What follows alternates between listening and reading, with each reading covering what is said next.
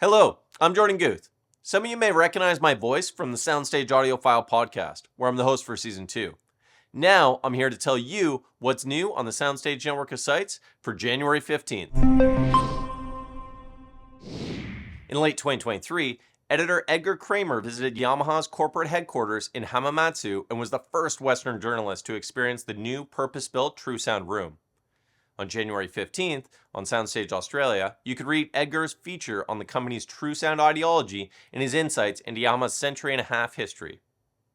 Plus, reviewer Barry Johnson digs deep in his review of the super powerful REL Acoustics No. 31 reference series subwoofer.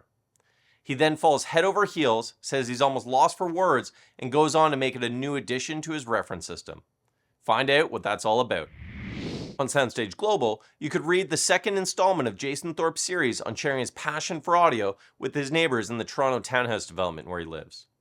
In anticipation of a talk by Geddy Lee, lead vocalist of the prog rock band Rush, Jason and his friend Rob listen to Rush's Exit Stage Left through Jason's reference system and another system that Jason has set up in Rob's townhouse.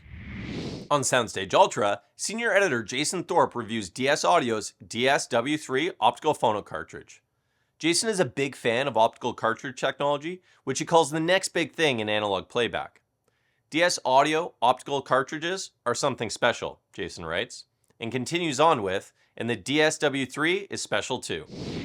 On SoundStage Access, Tom Moon reviews Fluance Reference XL 8F floor standing loudspeaker, a three-way design with an 8-inch woofer, two 6.5-inch bass mid-range drivers with woven glass fiber cones, and a 1-inch silk dome tweeter. At $599.99 for the pair, the XL8Fs are a stone-cold bargain, just like the other Fluance components I've reviewed in the past, Tom concludes. In his monthly unboxing feature, senior editor Dennis Berger gives some clues of what to expect from his upcoming review of the Dayton Audio's HTA 200 integrated amplifier DAC. Over on SoundStage Hi-Fi, we have a review by Phil Gold on the Pre-Line Stage preamplifier from Meitner Audio.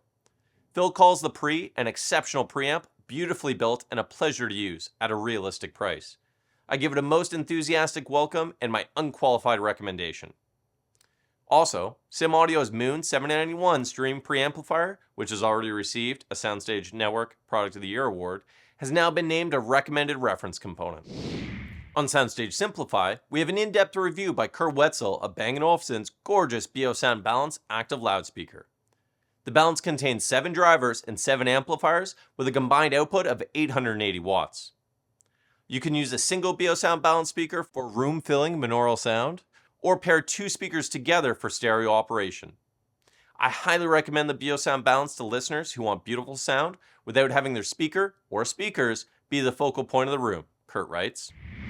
On SoundStage Experience, music editor Joseph Taylor reviews Cousin, the 13th album by Chicago-based alternative rock band Wilco. On SoundStage Solo, senior editor Jeffrey Morrison reviews PSB's M4U9 noise-canceling headphones. They've got a well-balanced sound with a bit of extra bass, and that's the exact personality I like in a pair of headphones, Jeff writes. That's everything, but I want to remind you to check soundstage.com to find all the new article links. Also, if you haven't subscribed to our YouTube channel yet, we're at youtube.com/SoundStage Network. We have new videos posted every few days.